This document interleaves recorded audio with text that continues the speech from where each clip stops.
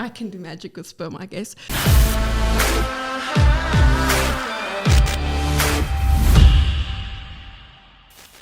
Welcome to another episode of Just the Radio. Got a special guest, a guest that has been on before and has shown great support for the podcast. So, Cora, thank you very much for coming back. Thank you for having me. Of course, and I know it is quite volatile and we need to get into this before they stop swimming. So, what are we looking at, Racha? So, what you're seeing now is a wet prep on a microscope of sperm that, is swimming. Okay, so do you want me to show you what we're looking at when we look at sperm? Well, do you want to maybe tell me what's going on before they stop swimming? So let's maybe start by why is it so volatile that, the longer it takes after the sample, the less swimming goes on? I don't know the exact science behind it. Okay, so for this reason, or for the microscope setup, the slide actually You're going to have to talk into that. Okay. Can you hear me now? Yes, much better. Can you hear yourself? Okay. Yeah, I can hear myself. Perfect. Okay, so the microscope actually dries out the slide under the light, so the sperm stops swimming. But in general samples, when you give a sample, usually you have up to an hour to get the sample from home to the lab. So it's not really that's a difficulty, but technically for us to see the sperm on the screen, we need to look at them before the slide dries out because the heat dries it out. So then they stop swimming. So here you can see they are starting to swim slower. Actually, here you can see there's a sperm that looks like it's got antibodies, which means that if sperm has got antibodies, they actually don't swim well. It could be attached to the tail or to the head, which means that they have difficulty fertilizing. So these are things that we look at when we look at sperm under the microscope. This is a sperm with a bent neck. That one, it's not moving, but it's not going to fertilize well. It won't work well for conventional IVF. This is actually a pretty good-looking sperm over here. I don't know if you can see where I'm indicating. Yeah. But they'll be able to as well. Yeah. Okay, cool. So the ones that are swimming, they actually look nice. This is from a donor sample, so they should be, most of the sperm, the majority of the sperm should be normally shaped and moving well. The sample is a couple of days old, so just to show you they don't just die. Sperm actually lives for up to 5 days in the tubes. So yeah, this is actually a very nice sample to look at. So in terms of seeing if it's, as you say, good sperm. So is it the movement and? Okay, so on this now is not really indicative of a good sample because it's 2 days old, but also it's been exposed to light and the light has dried out. But generally, this was an excellent sample when I started working with it 2 days ago. Usually we discard it the same day or we keep it up until a day after, but I wanted to see if it would survive longer. So this is actually a very good sample. A good sample after preparation, at least 80% of the sample should be motile and be swimming. So for this sample, 100% of the sample was moving or motile after prep. This again is 2 days later. So we'd want to at least have 60% of the sample moving, and I think it still is. So it's good. And in terms of checking fertility or checking the ability to almost, impregnate, do you go more on the visual or you go more on testing and seeing the compounds within the sperm and everything?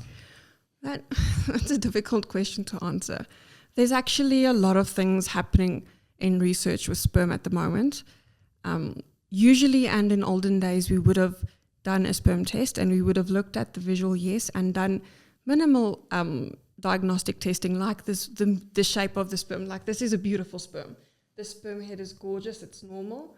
The neck is perfect. The tail is nice and long. There are no obvious kinks or abnormal shapes. So that's what we would look at, and that is what would have indicated fertility. Now we know better in the sense that is a good measurement. It's like a unit of measurement, but it's not the begin all and end all of sperm or fertility at all. It just gives us an idea of what we're working with. There are things that we can't see with the naked eye, like DNA damage in the sperm chromatin that you can't see. Usually you can't always see antibodies. So like I saw that sperm with a droplet attached to his tail. That could be an antibody, we don't know. But things like that you can't see. You could maybe see it in the way the sperm moves, but otherwise no. So the sperm test is very important if you are doing fertility treatment, but it's not the alpha and omega. We just need to know what we're working with to give us an idea of what to do. Okay. Because that would also kind of give you an idea of the treatment that will be needed or be followed. But now you say antibodies. Usually antibodies, the connotations are positive. So, to the layman, yeah. Yeah, so usually would be. But in terms of fertilization, there's a barrier between the testes and blood that should not be broken. So usually if we have antibodies in the semen, that is a place where you should not have them. It actually hinders fertilization. So it gives an indication of there might be an infection or there was a previous trauma, like think our rugby players or, something like that. So it's just not good for sperm. It hinders fertilization because it usually attaches to the tail or the head. It's anything that will hinder fertilization. Almost is not great. slow it down almost. Yeah. So it's going to prevent it from fertilizing. So that's why it's not good. And what else can you tell us about this while we've got it and while, everything is still relatively fresh and before it heats up too much? Well, I just think this is a beautiful sample. I just love looking at sperm. They actually call me the sperm girl. I don't really know why, but I think but I can do magic with sperm, I guess. But it's just a beautiful sample. Obviously, if it was fresh, more of them should be moving. Also, what you see in the sample, there's not a lot of debris because this was a prepared sample. It's washed. It's been through the process that we use to prep it for fertilization techniques. So we actually remove a lot of the debris and other constituents that would be in normal semen. So this is not... What would that be? Like what debris do you mean? Cellular components. You get round cells, you get all kinds of gunk actually inside the semen that usually gives energy to the sperm that helps it to get to where it needs to be. Usually semen is deposited in the vagina, so then there are things inside there to help the sperm to reach the tubes.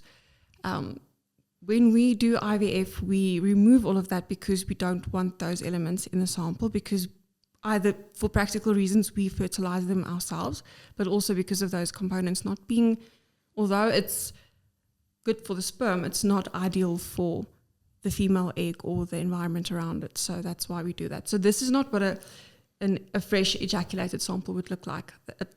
It's a lot more messy. It's a lot more not as clean. Here you can see sperm, and that's basically it. So I recently, and not many people know this, but I recently went and got tested to see. I just, no, it's good. It doesn't really cross a young man's mind. And then I just went and I did it because I'd never know, and I'd never, you don't know what's healthy, what's not healthy. You don't know if you're perfect and not perfect. And I actually sent you my results. Unfortunately, you did say I was, it was very good. I was okay. you can come donate. It was really good.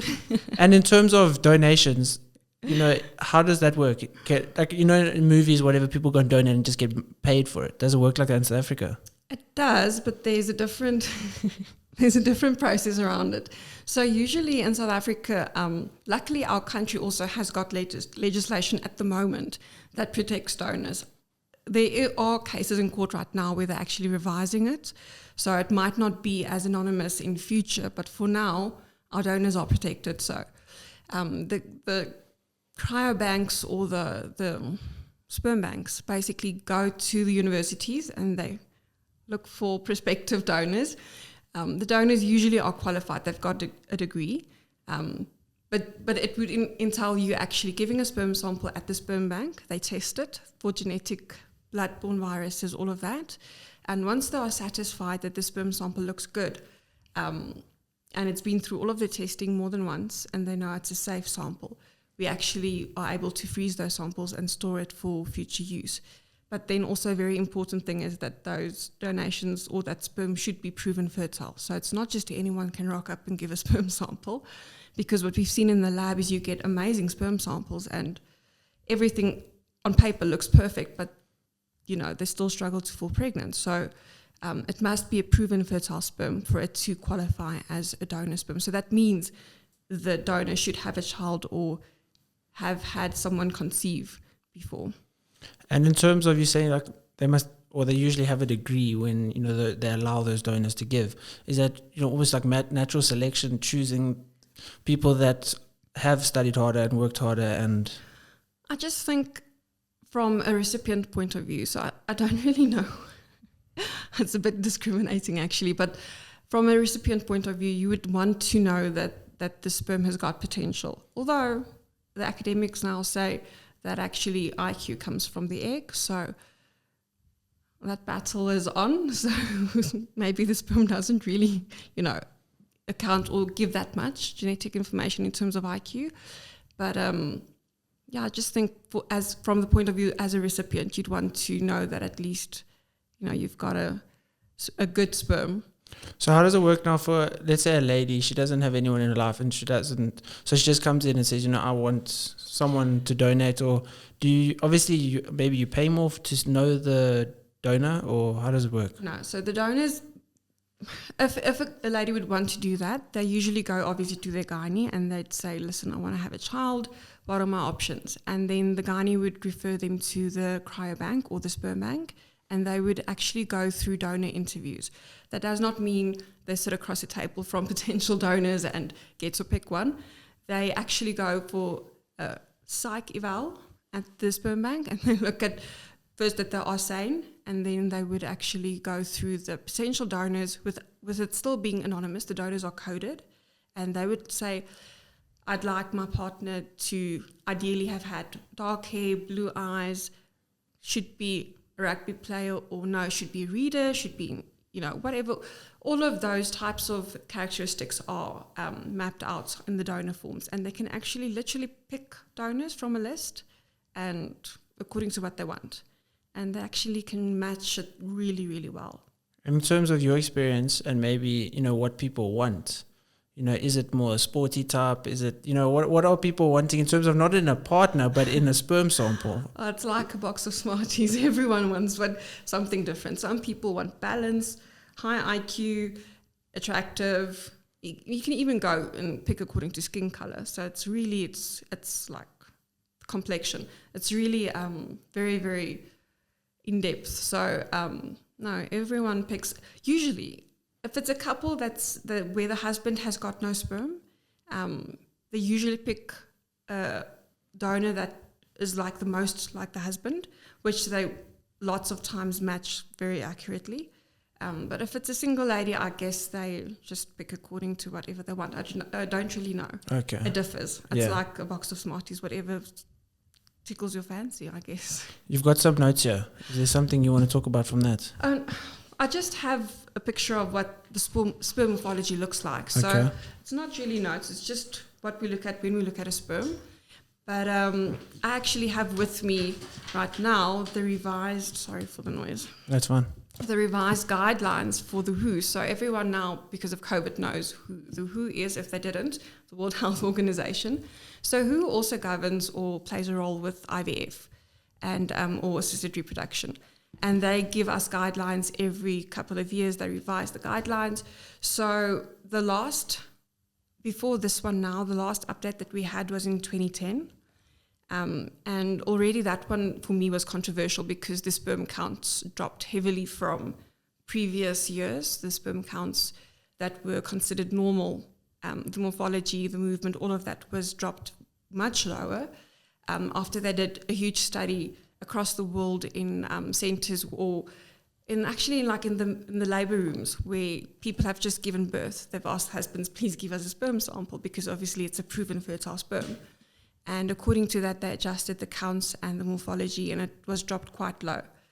And so now they're revising that again. So I've got the revised guide with me. I quickly paged through it. They haven't given us different figures in here yet, but this is only the revised. It hasn't been finalized. So I'm actually looking to see how that changes. But as soon as we have an update, I'll let you know. But sperm quality has been declining a lot, but not just sperm quality. I think fertility overall, in general, but we see it a lot more prevalent in sperm at the moment. Would you say that's maybe from the foods and the increased estrogen from the foods? I think hormones, plastics, stress, unhealthy lifestyles, all of that plays a role. So there are many factors. That's what makes it so difficult to say, yes, it's this or it's that, because there are a lot of things that happen that impacts fertility. But even just moving less will be bad for for sperm and egg quality because insulin. Hormones definitely in the food and water. We're very worried about that.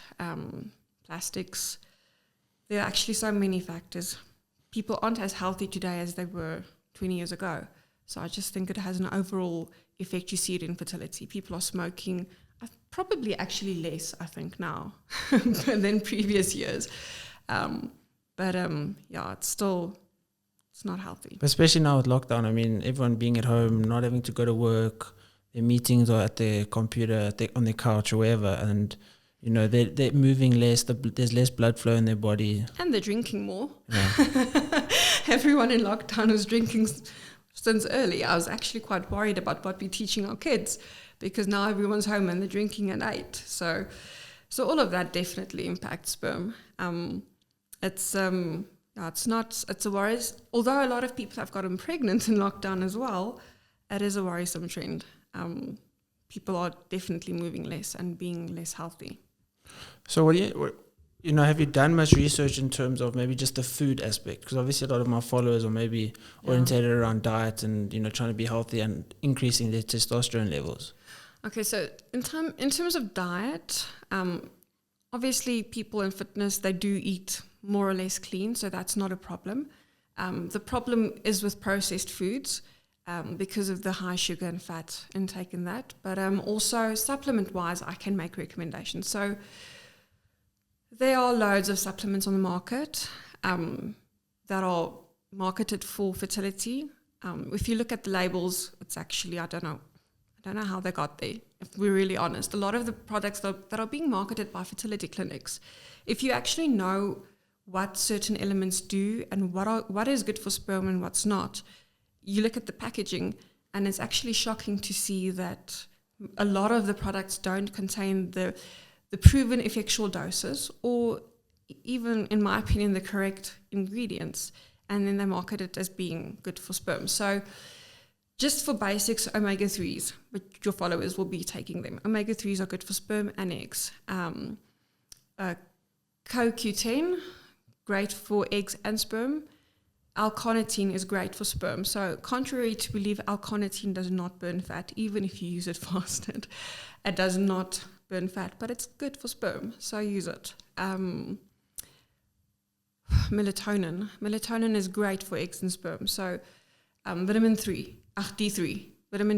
Everyone knows how good that is for your immune system. With COVID, everyone has been taking it. Take it. It's good for your sperm. It's good for your eggs. And just going out in the sun? So obviously that's always better. It's always better. Natural is always better than taking a tablet or getting your supplement or your needs from supplements. But then also you might not get the rays of the sun and the skin damage. So but still, it's still good. Yeah, it's still good to get out, get in the sun, but also take D3 because you need quite a bit of it. What else is there? Vitamin C, vitamin E. Most normal over-the-counter vitamins are okay. But you need to add CoQ10. You need to add vitamin D. You need D3. You need to add melatonin. That's really very, very good. But you only get it via script now. So that's a bit difficult. And how do you go about getting a script like that? Could you just go to a doctor and be like, I want to increase my fertility? Just tell them that you struggle sleeping, but you don't want a sleeping tablet. I don't think they'd give you melatonin. I don't know if they're knowledgeable and know that it actually works. But could they go to you and then you'd refer them to a doctor that could write the script? Or I could actually speak to my doctor, yes. So maybe I will, and I'll just ask him because it's very good for fertility. But these products are not in a fertility product, which really upsets me because it should be. The ingredients, obviously zinc, I almost forgot, zinc, magnesium, fantastic for sperm. Ashwagandha, but that's also something most people that lift heavy, the guys, in case, use ashwagandha. That's the only root, whatever plant powder that you get on the market that actually works for sperm. All of the others, black maca and all of that everyone advocates, there's no proven research that says that it works. I have done the research, it doesn't work. Okay. Only ashwagandha. And in terms of, how people say like multivitamins don't work because you're getting so little of everything, within one capsule. Would they be able to make a multivitamin for fertility to get the right quantities of it all? So I'm actually working with Jack and possibly with the Nutricon in developing a product. I'm just telling them what they should put in a product, because with all of my patients, I've gone through the products that's on the market. Yeah. So I'm not making I don't get any financial gain from this. I don't want it. I've got other things that I'm doing. But that for me is like the biggest issue, is products on the market that they sell and it's expensive. Don't think fertility drugs are cheap. Even the vitamins, they are super expensive, and then it's not clinically effectual doses. It's not even the right products. They've got stuff in there that's really unnecessary. Personally, I don't, talking about multivitamins, I don't even drink a multivit.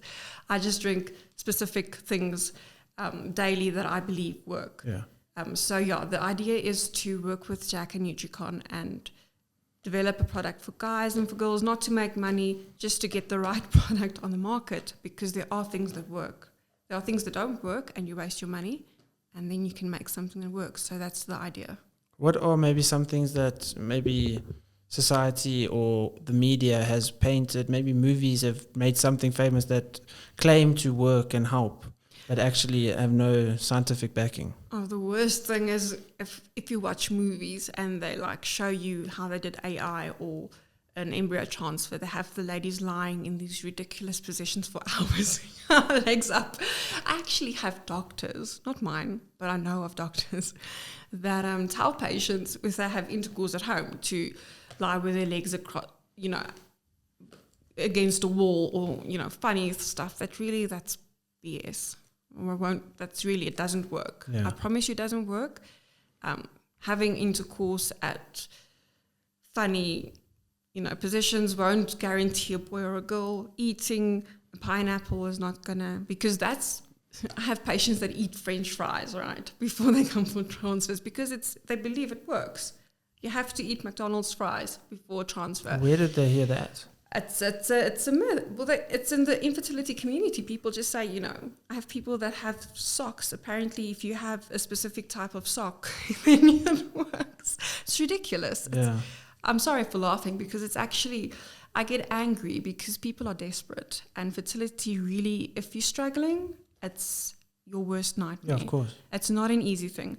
So they are desperate, they'll do anything. So I've got people, dietitians, some of them are good. So I won't blast all of them, but you've got dietitians telling people that if they will be eating this or eating less or that, they'll get pregnant, which is not, it's not proven. There's no science behind it. They just sell it at their packages at extreme prices. It's a big money-making game. Eating a pineapple, eating chocolate, eating French fries before an embryo transfer is not going to help fertility. Pomegranate juice for uterine lining, estrogen is better. So, and your doctor will give that to you. So there's really nothing that you can do at home. If there's a problem, it's a problem. And then there's not really anything you can do at home to help, except for exercising. If someone's BMI is over 25, then they need to lose weight. If it's not, and they're not the thinnest person, it doesn't matter. As long as their insulin is not a problem, it doesn't matter. But if they're overweight, lose weight. Get your BMI healthy, start moving. Always cut out processed food. That's not just for fitness, for general health, not just for fertility. You need to cut out processed food. It's not healthy. It's not good for your body. From your brain to fertility, literally everything. Nothing works well with too much processed food. That's basically actually it, I think. Yeah, so mainstream media likes to tell you, eat this, pomegranate juice, pineapples really get a lot of advertising. Unfortunately, I wish there was something that worked that well, that easily. Even supplementation that I would recommend, it will only help the process, but it won't change it. I've said this before, because there are supplements on the market. Stamina Grow is very well advocated by most fertility clinics, so I can say Stamina Grow. I've looked at the ingredients on Stamina Grow, and I don't understand why it's expensive, but why it's being pushed on patients, because there are only 2 of the ingredients are really ingredients that we need, but it's not even the effectual doses in the product.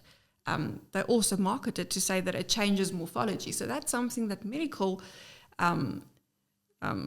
experts are saying as a product, use this for your sperm, it'll change your sperm morphology. Sperm, this is I don't know if the camera can see this. Hi. So this is what a normal sperm looks like. It's a structure. You can't take a mineral and then expect this structure is formed by the tubes in your testis. They are predetermined when you're born. That's what your testicles look like. Unless there's extra pressure or trauma, they don't change because it's a tube. It's like this. It looks like this. It's just smaller.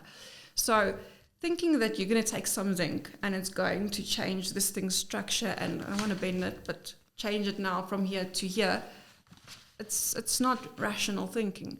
So you can't change your sperm morphology. That's like a fingerprint. What these supplements can do is it can enhance movement, and that's basically it. It can enhance movement. It can't change anything else.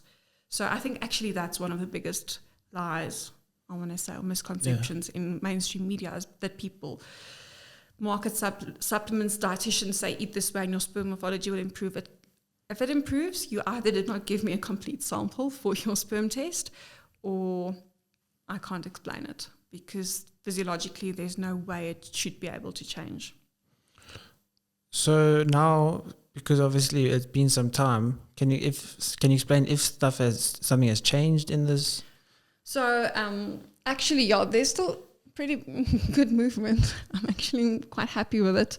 But I can show you here, this is like an abnormal sperm again with a bent neck. That's not something that'll fertilize well.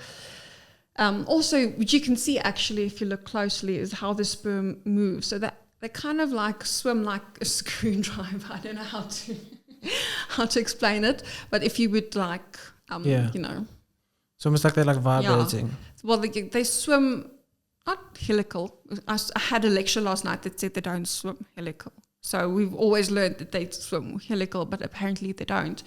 So the motion is very much like it, but it's like, I don't know. But you can see the action of how they swim.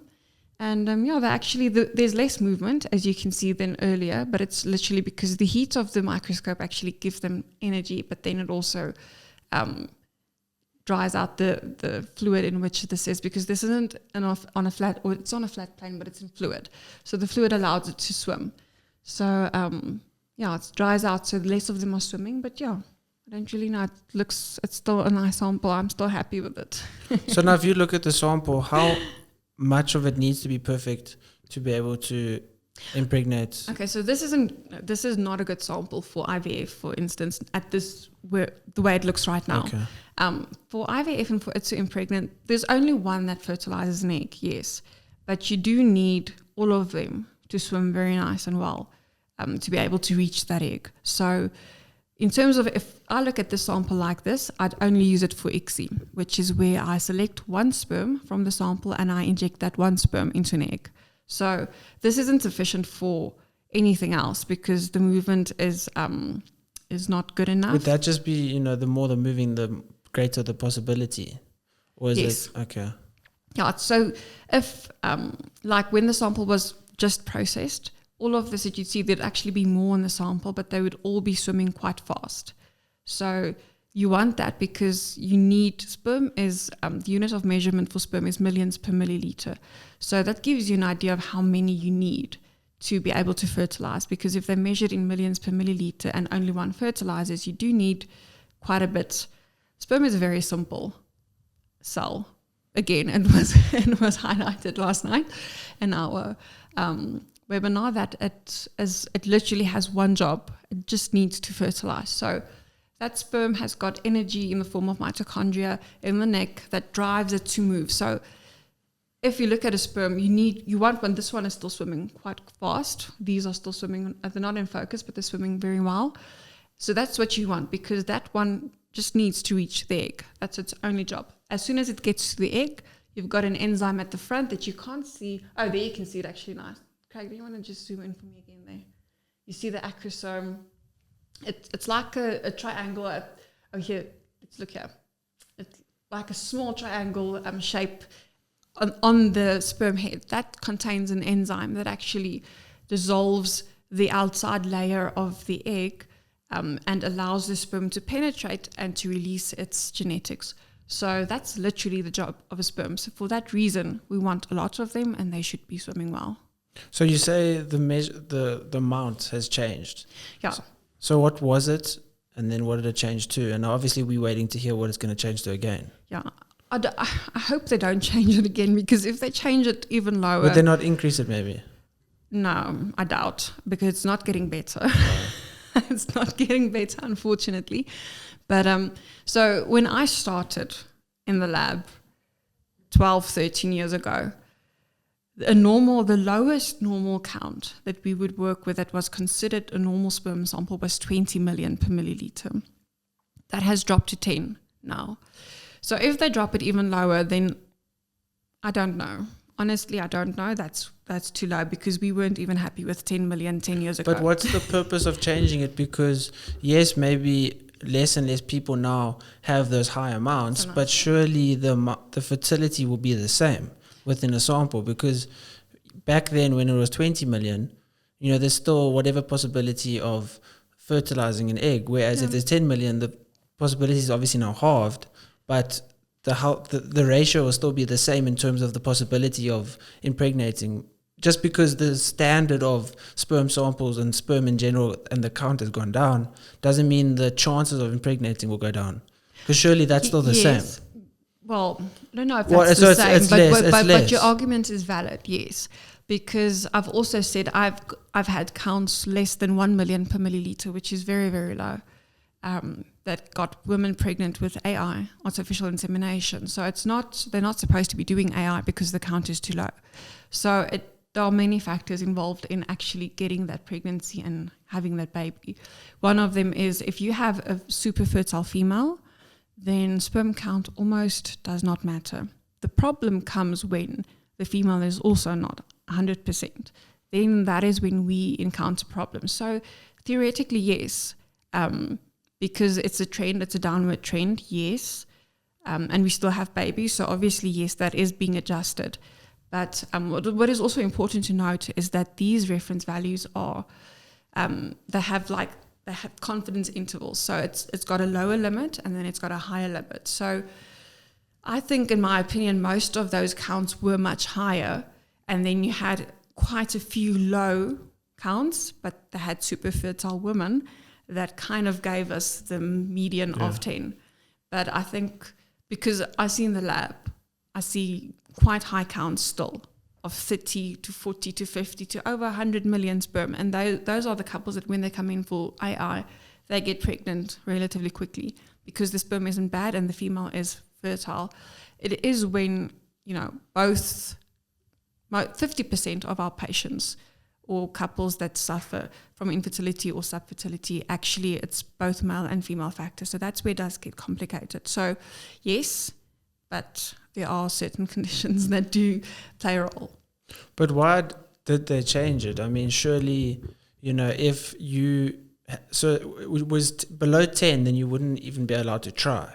No. You still can. You can try, definitely. It's a unit of measurement. So it's like how much. So it's just saying if you're over 10, your possibility is going to be a lot better. It's exactly. So that just says you fall in the normal class. So if you struggle, there are other issues. So then we start looking at the normal forms. Again, I've said to patients, I'm usually not even worried about the percentage of morphology. It used to be 15, and it's fallen to 4% normal. So there's a huge difference, 4% normal forms versus 15%.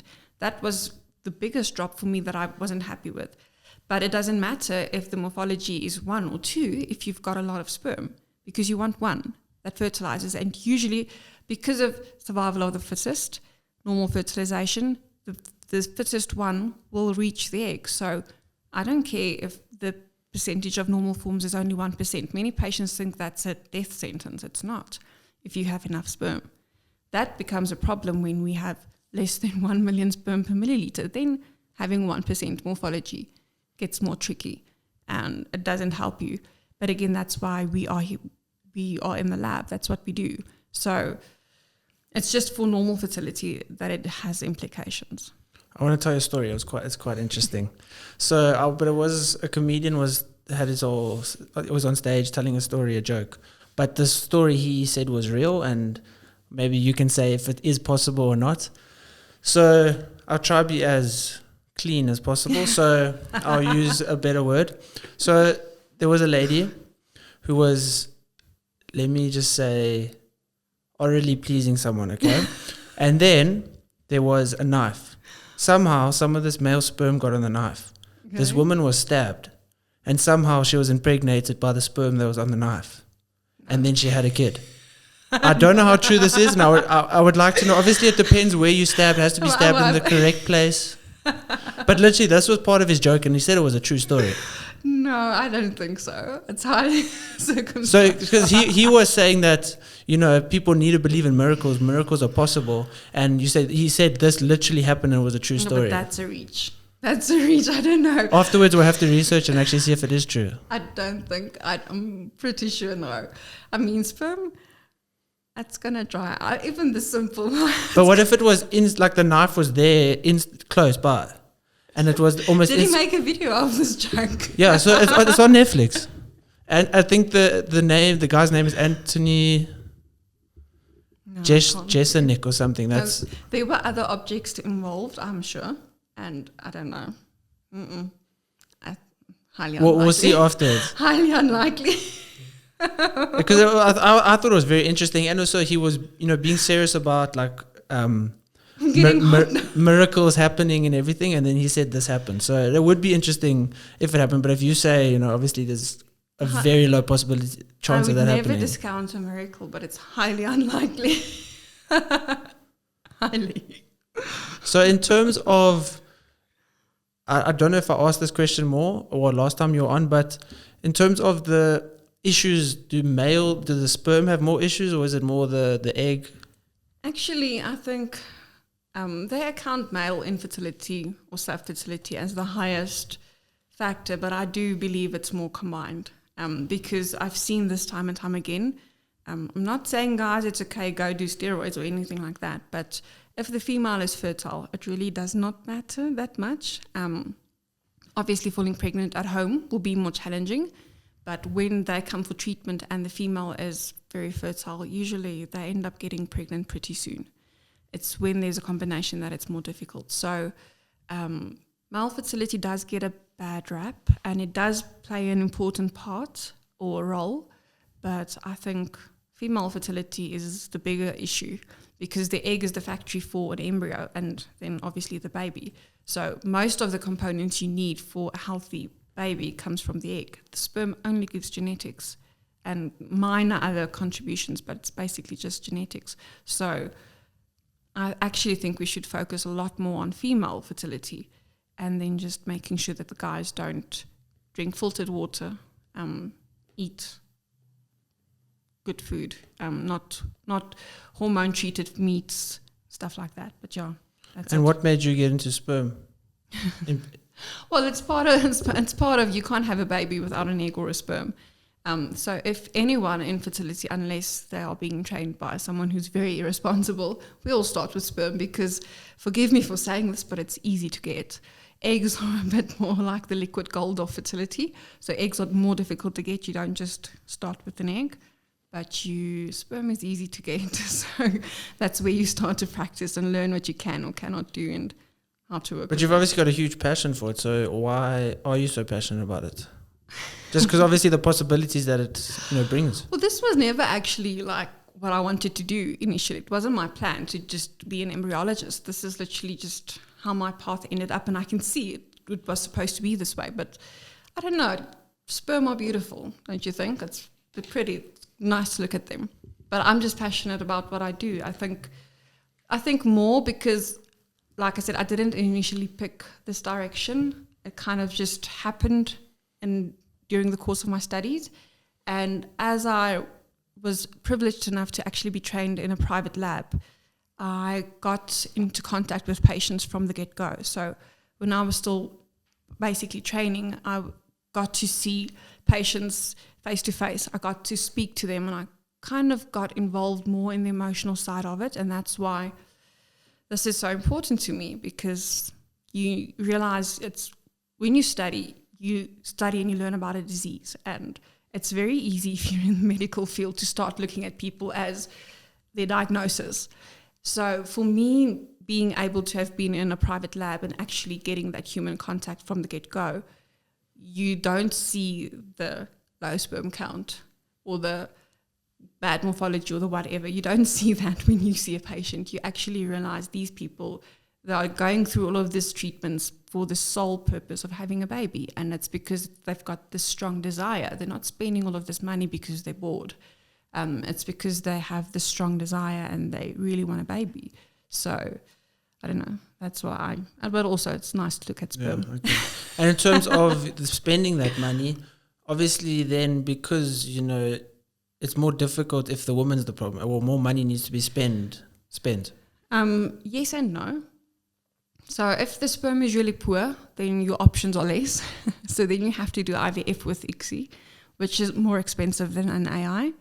But so it depends, yes and no. However, if the female is really fertile and there is poor sperm, we have seen good pregnancies, yes. But if a clinician really knows what they're doing, because I've had recent, what do I call it? I had a patient recently that she only called me, and she was at a different lab with a different doctor. And after speaking to her, I asked her, but who's treating you? Why are you doing these and these processes when what you've said to me very clearly indicates that, I'm not going to lie to you, it's expensive, but your only real option is IVF. So you can go and spend some more money on AI and do this and do that, but realistically, your time to pregnancy is not going to be shorter. You could be lucky, but you're still spending money. It's not free. Why not rather save and do an IVF or two, save for at least 3 IVFs within a short succession? Because we also get patients that do.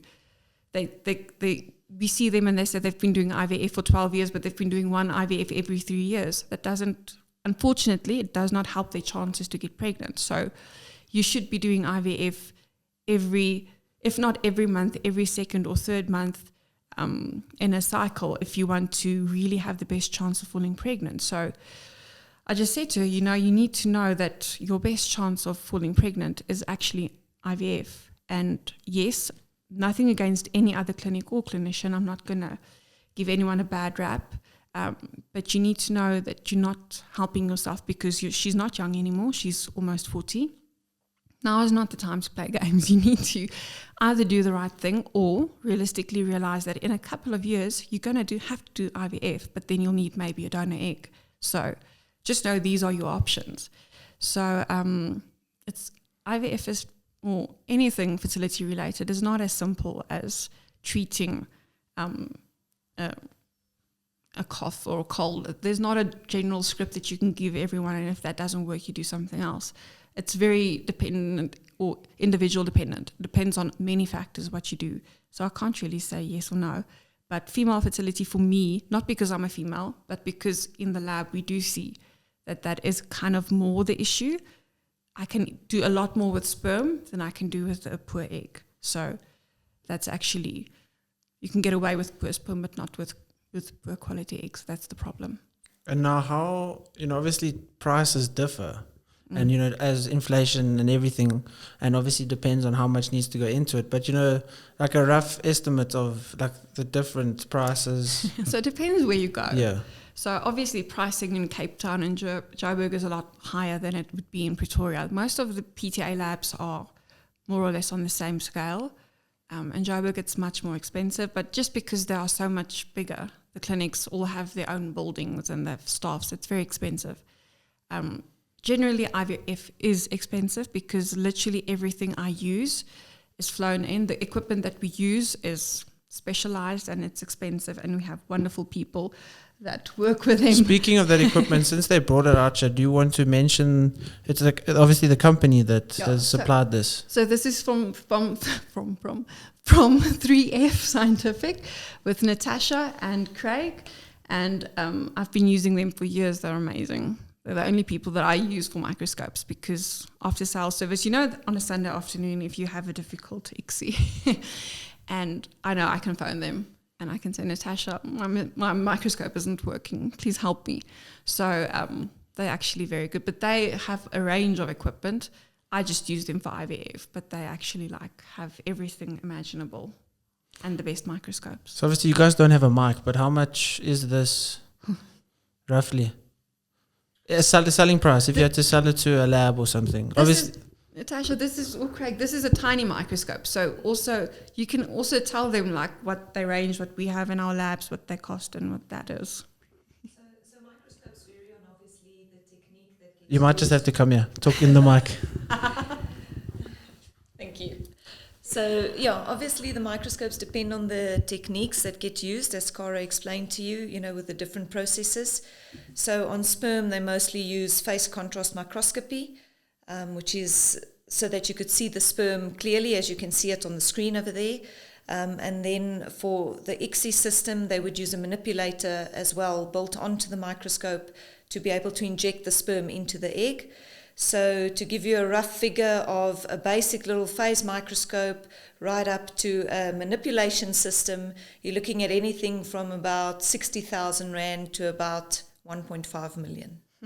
So. Just for the microscope. Yes. And we've got plenty of microscopes. Yes. I have at least 3 different types of microscopes in the lab. And then stereo microscope, what does that go for? Yes, so the stereo microscope they would use for the egg side of things, when they're removing the egg to clean it up and so forth. So on a stereo microscope as well, you're probably looking at anything between 30 to 80,000 depending on magnifications and resolutions and so forth. And we only love Nikon. Yes, Nikon's the brand to go. No, but they just really, I've worked with everything. We love Nikon. I've got Canon cameras, but we won't mention Canon. Nikon. Microscopes? Microscopes, Nikon. IVF lab, Nikon. They are the best. Well, guys, thank you for bringing it, and thank you for setting up the samples. And yeah, I really appreciate it. So thank you very much. And thank you for coming. Oh, it's a pleasure. It's always a pleasure. I really appreciate it. And thank you guys for listening. Cheers.